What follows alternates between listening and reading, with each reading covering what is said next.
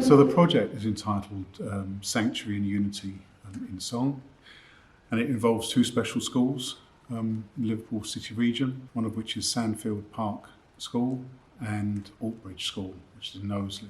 And what we've done over the last 5 or 6 weeks is to work up a song together from scratch, which will be performed in 3 weeks' time here at Liverpool Hope, but also at Pierhead. The kids have really enjoyed the project. Every time the team have come in from Hope, they've been so excited, and it's been really nice for them and special for them to write a song and see the words come to life through music. The whole school community is so proud of them, and it's just so special for them to be able to perform at the Pierhead because it'll be a once in a lifetime opportunity for them.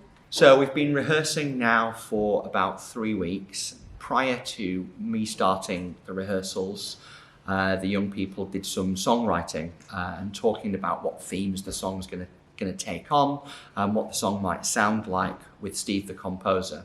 So when I started, we learnt the song and we then worked with a few of the young people who were going to do some solo lines, and they were fantastic. They picked the song up really quickly. They obviously recognised sections of it that they'd sung before, little fragments that they'd done when they wrote the thing. We then finished off the rehearsing of it. Today they all came together for the first time. The two schools met each other for the first time, and they met our band.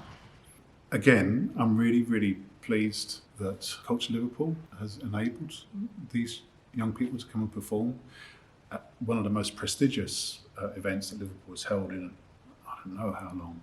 It shows a real sense of the importance of an inclusivity with respect to performance at a very high level. The young people will be thrilled. I can't wait to see their faces on that day when they realise what it is they've got themselves involved in.